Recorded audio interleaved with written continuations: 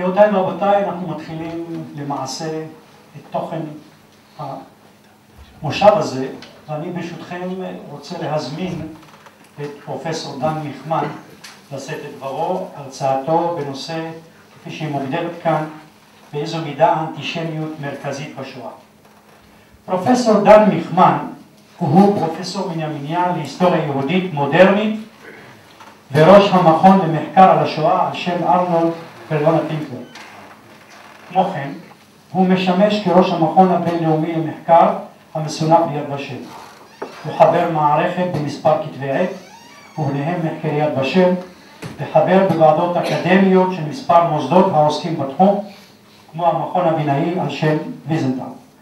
פרופסור מכמן פרסם מאמרים רבים בתחום מחקריו, יהדות אירופה המערבית והשואה, והשפעתה של השואה על יהדות העולם, ובעיקר על החברה הישראלית. בין ספריו, ההיסטוריוגרפיה של השואה, הפרספקטיבה היהודית, פורסם ב6 שפות. צמיחת הגטו היהודי בתקופת השואה, שתורגם גם לגרמנית. כמו כן, הוא ערך ספרים רבים על הפוסט-ציונות והשואה, בלגיה והשואה, לזכור את השואה, וזיכרונות השואה בעולם היהודי ועוד. אני מזמין ברשותכם את פרופסור דן מכמן לשאת את דברו. פרופסור מכמן, בבקשה.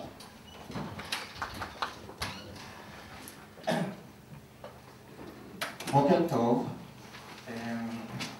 העבירו לי פתק אם אני יכול לדבר בו זמנית בעברית או באנגלית. וזה קצת קשה. ומכיוון שפרופסור ויסטריך ידבר באנגלית, אני אדבר בעברית, לשמור על כבוד שפת עבר. אנחנו לא, סליחה. זמנו לטקס ולכנס... אפשר אולי לתרגם את מה שאתה אומר? בסוף. סליחה, אולי אפשר לתרגם אותך סימולטנית או שזה יפריע? לא, אז אם כבר אז אני אעשה את זה בסוף, ואולי 2/3 בעברית ו1/3 באנגלית, אם זה מקובל על הציבור, או שהכל באנגלית. הכל באנגלית. אז הכל באנגלית.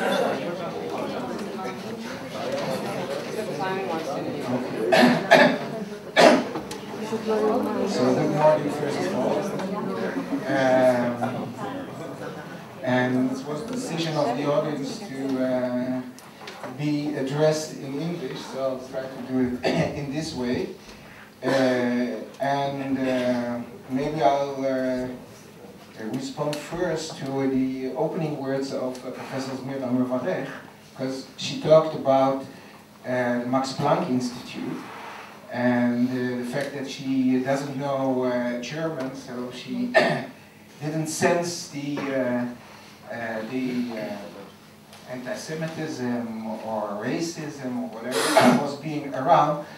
But I think there is another thing also in it, and that Professor Zmira herself is not aware that the Max Planck Institute is actually, or historically, the Kaiser Wilhelm Institute, which was a very important research institute, which also contributed a lot to the Nazi project and was deeply involved in Nazi research, which promoted the Nazi regime and racist theories.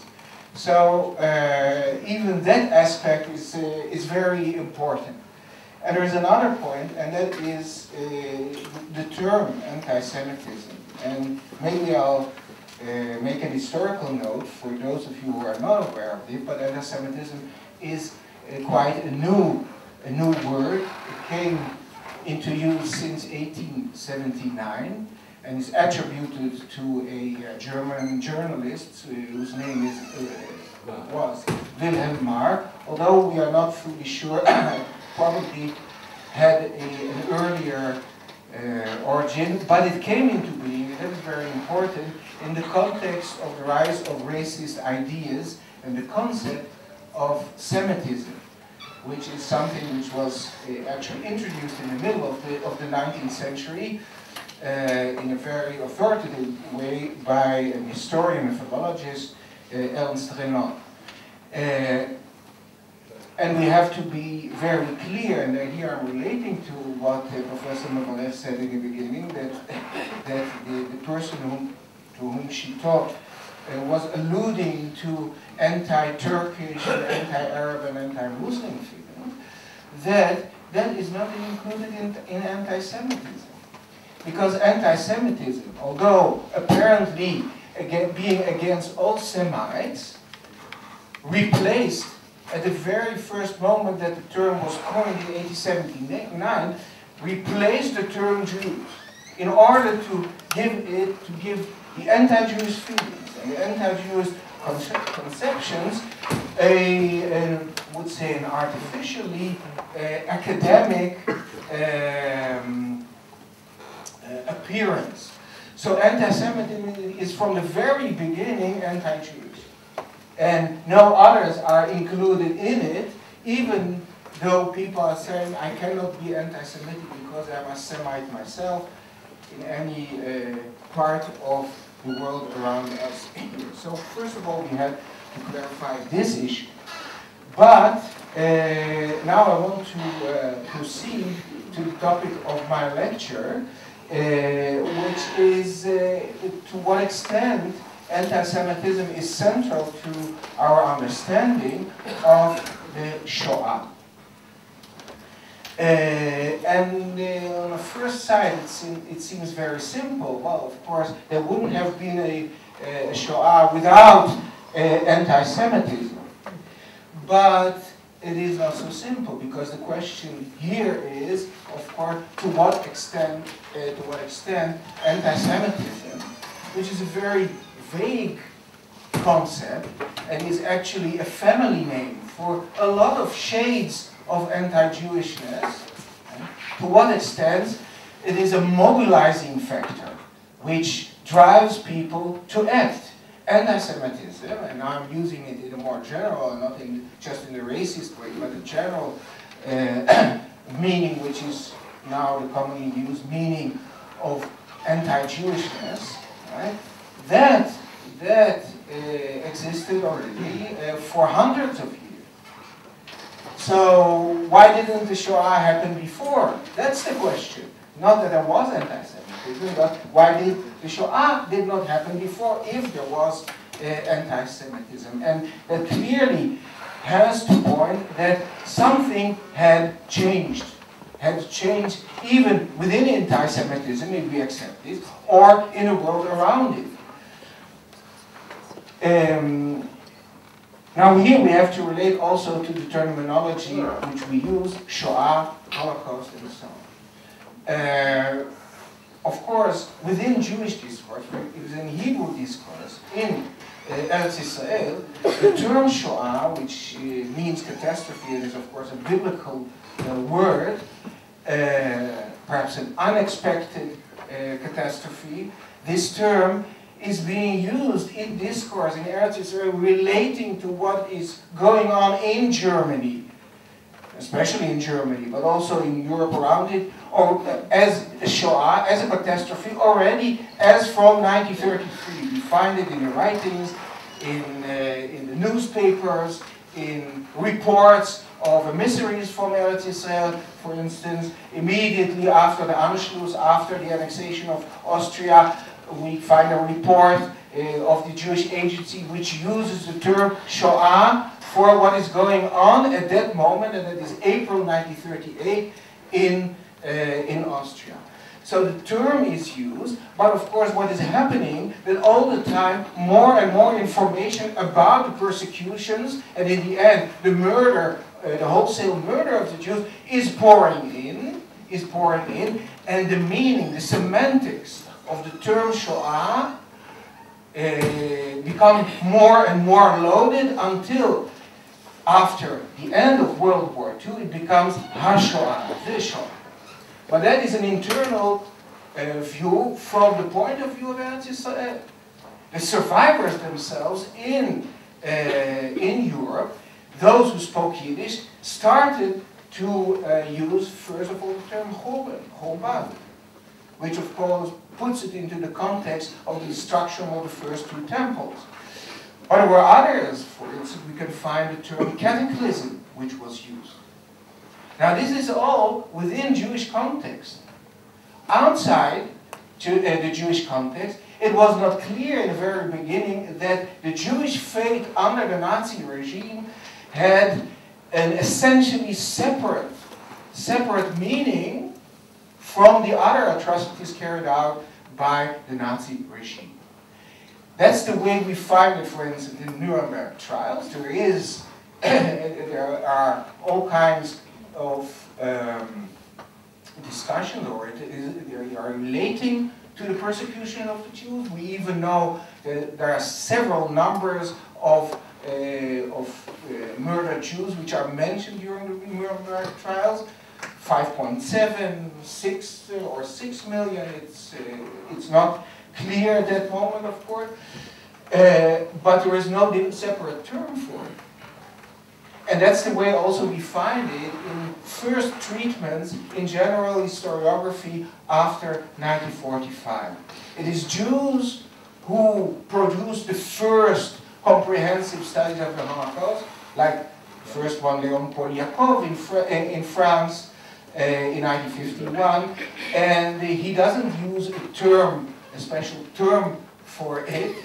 He has another, the title of the book is Brevière de la Haine, and in English afterwards in the translation, Harvest of Hate.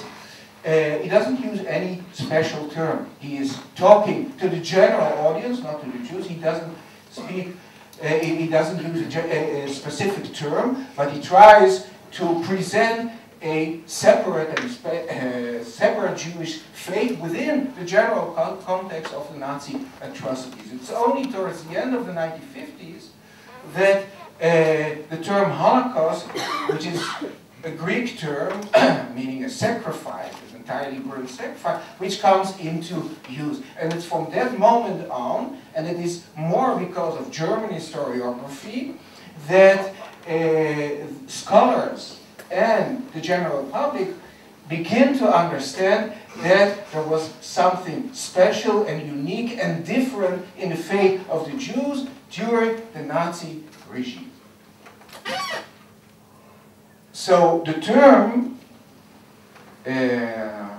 which is a definition of the terminology, is very important. The moment that we give something a special term, we allude to it as being separate and having a special nature for itself. This is very important. And it is, of course, during this period that the question is raised to what extent or why the fate of the Jews was so different. What was the reason for that? Now, this has a scholarly tradition, the explanation of the reason, a certain scholarly tradition, which starts already in the 1930s, vis-a-vis the Nazi state itself. There are some church scholars who point to the Christian background, to the Christian tradition of anti-Semitism in Europe. And in Eretz Israel, it is especially what is called the Jerusalem School of Historiography, Ben Zion Dinur and Fritz Baer, and their students like Shmuel Ettinger after that, who point to the importance of anti-Semitism. But then we are going back to our first question. Then why didn't it happen in the past? And Ben Zion Dinur attracts in the 1950s and the beginning of the 1960s a series of young scholars who are starting with their PhDs to write about the changes that took place in anti-Semitism in the second half of the 19th century and the beginning of the 20th century. And one of the most important of his students is Uriel Tal, but there are some others, for instance, who taught at this university, Professor Nathaniel Katzburg, and was Bela Vago, who wrote about Romania, and others. and there were scholars outside Israel too, who were not belonging to this school of research, but also pointed to the major changes that took place in the history of anti-Semitism in the second half of the 19th century, which combined anti-Semitism with the modern developments of society and with the introduction of racist theories. But the aspect of modern society, of the modern state, and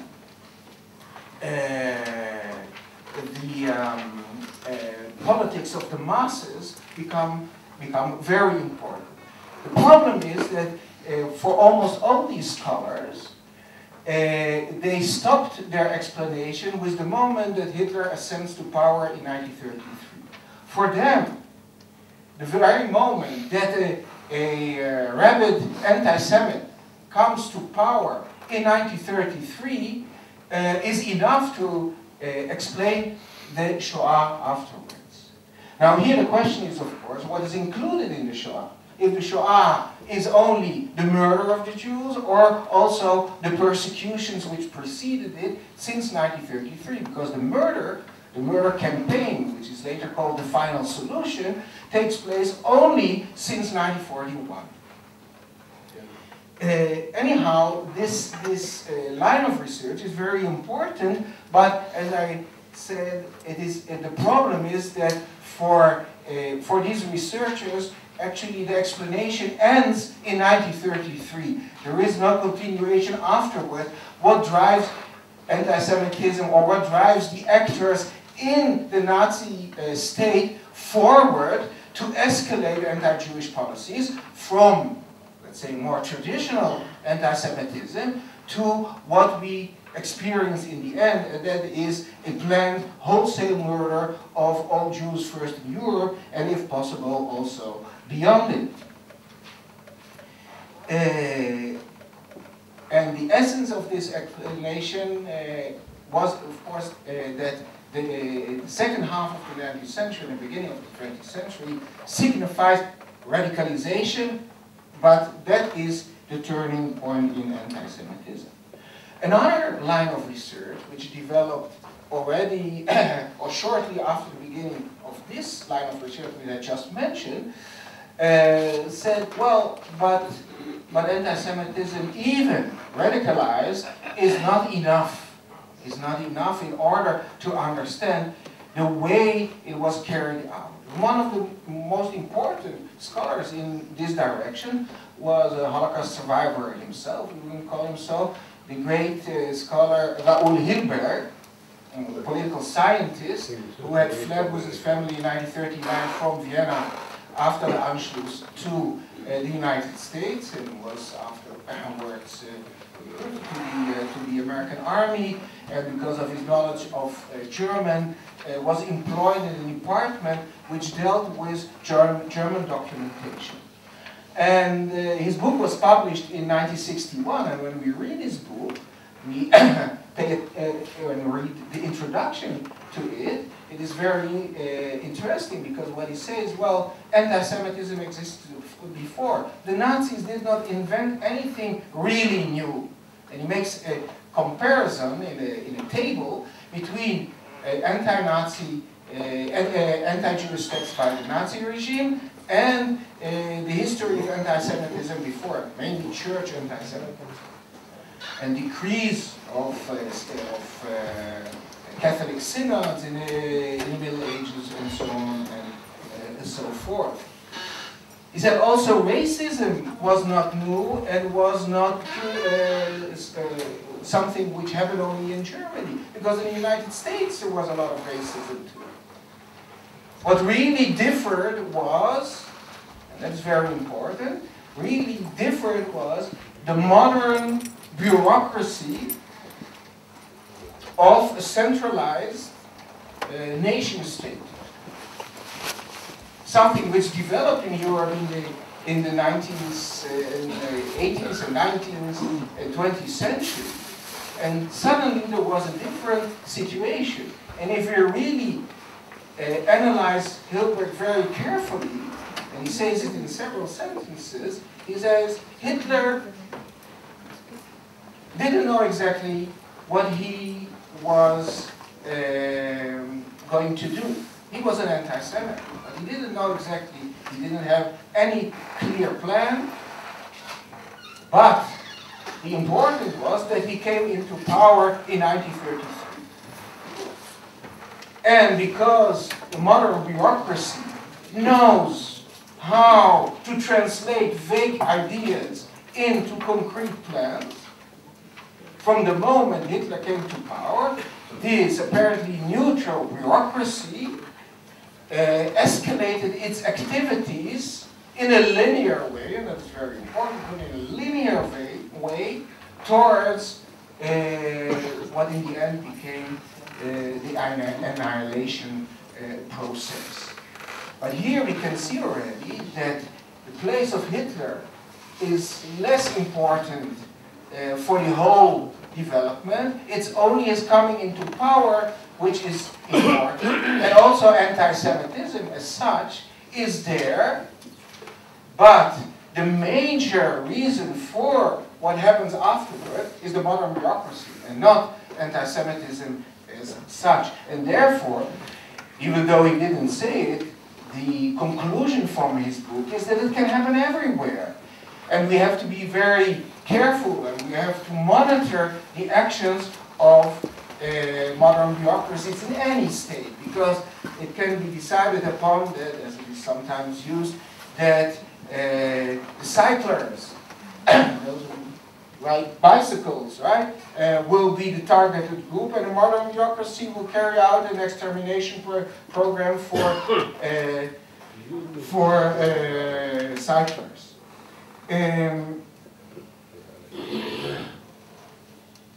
There is another line of research which emphasizes the Jew as being the ultimate other in European society and European culture for centuries. But once again, that this is not enough. It is therefore also not a linear development which happened like in a way Hilberg presented. And this school of research, which developed in Germany, especially in the 50s and the 60s and the 70s, and which is called functionalism, is that within the Nazi bureaucracy, there was a fight between the different centers of powers over competences and over power within the regime. So it's not just a servile and a well-organized bureaucracy, but it is the fight for power within the Nazi state and within the bureaucracy of the Nazi state, which escalated the process, and therefore, and that's the name of a PhD thesis which was written in the United States in 1970 by Karl Schleuners, he coined it the twisted road to Auschwitz. The twisted road. And the twisted road was not because of anti-Semitism, but because of power clashes and the drive for power in the Nazi bureaucracy, when different parts of the bureaucracy were trying to gain Hitler's authorization to be the stronger part in the system, right? So, and they knew that Hitler was anti-Semitic, so in order to gain more power, we have to present an anti-Semitic plan. Now, within this line of research, the most extreme, I would say, interpreter of it was Hans Mommsen, or is, he's still alive, and he at a certain moment wrote an article in which he said that Hitler was a weak dictator. The extremists were in the SS and other parts of the regime. He was not downplaying the Shoah as such, because he actually said it was not one person who led the development, but it was a whole range of people within German society. And yet, his understanding of the whole process was that anti-Semitism as such was less important. Now, there are other explanations which go even further. One of the explanations proposed by a Jewish sociologist from Poland, originally from Poland, and also a survivor himself, Zygmunt Bauman, wrote a book about modernity in the Holocaust, and where it said it's actually the nature of modernity to weed a society and to create a clean and well-organized and healthy society. And this can be done against all kinds of groups in society, because the Nazi regime also killed the retarded people and, and the crippled ones. So there were also Jews. And therefore anti-Semitism as such is there, but it is downplayed and is only part of a lot of reasons which drove the Nazi regime towards its will to create a new and modern, clean and healthy society. In recent years, there have been other explanations. One of the studies about which now an enormous debate is raging is a book which was published a year ago by Timothy Snyder, Bloodlands, which claims that the Holocaust of Shoah was actually, the heart of the Shoah was in Eastern Europe, where mass murders took place, and not so much in the extermination camps. And that's an area where also Stalin killed a lot of Ukrainians, and Ukrainians killed Poles, and Poles killed Ukrainians. So there is an area of genocide, which he calls the Bloodlands, and the Holocaust is part of it. And because there were so many enmities between different ethnic groups, anti-Semitism as such is not something abnormal, but part of a period in Eastern European society in which there was the ethnic groups ran amok against each other. So if we look at this picture, we can see that altogether it's not so clear to what extent the anti-Semitism is central to the Holocaust. But here I have to mention, of course, another line of research which developed since the 1990s, in which there is a reappearance of anti-Semitism and its centrality. One of the most important scholars in this field is Shaul Friedlander, an Israeli-American historian, and his book was translated also into Hebrew and into many languages, Nazi Germany and the Jews. And he again emphasizes anti-Semitism. There is also Peter Longerich, a German scholar who teaches in Britain, who wrote a comprehensive study of the Holocaust, who re-emphasizes the importance of anti-Semitism. But none of them say just anti-Semitism. It is anti-Semitism as a central drive plus something, and we have to add to something to this. And in the case of Shaul Friedlander, this is a redemptionist anti-Semitism. So anti-Semitism in a context in which Hitler came to redeem the Germans in a situation which was created, of course, after World War I, in which they were in an enormous cultural crisis and, of course, an economic crisis. So anti-Semitism had to be combined with a situation of crisis.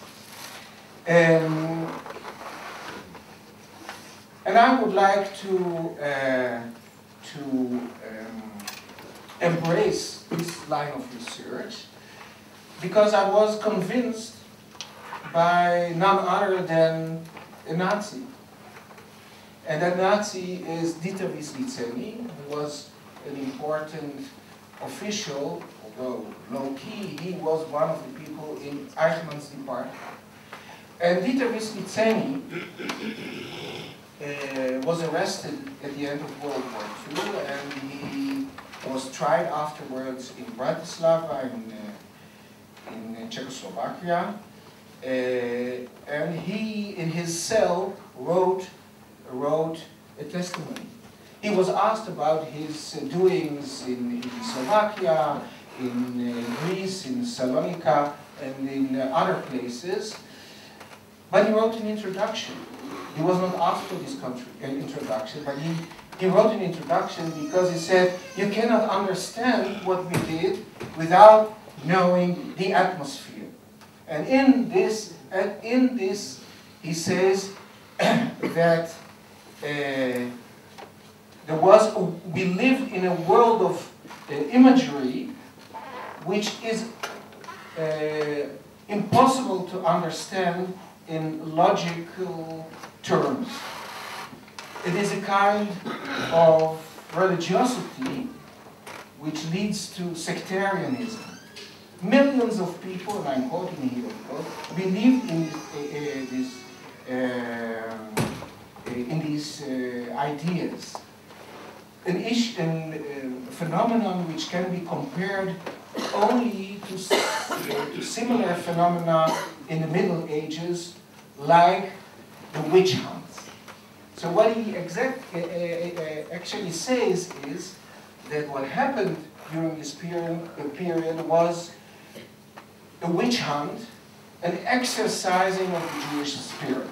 An exercising of the Jewish spirit. That was the goal which Hitler set, and in a very short time was accepted by large audiences. And that is very important, and that is what attracts so many scholars today to investigate the Shoah. Because it is not only Hitler, it is not only the bureaucracy, it was the participation of many scholars, like the people in the Kaiser Wilhelm Institute, and it was the participation of other nations in Europe. It was a European-wide project. 400,000 Jews were killed by the Romanians, not by the Germans. And Dutch tram drivers participated in deporting the Jews. And French courts participated in trying the Jews differently than others. So there was a European-wide phenomenon in which there were those who led the escalation, but there were others who were glad to participate in because they were educated in a different type of anti-Semitism. Although they didn't take the initiative, they participated, and others were apathetic. So altogether, anti-Semitism is important, but we have to remember that there were many shades of anti-Semitism, and this is what enabled the implementation of the Shoah in the end. Thank you very much.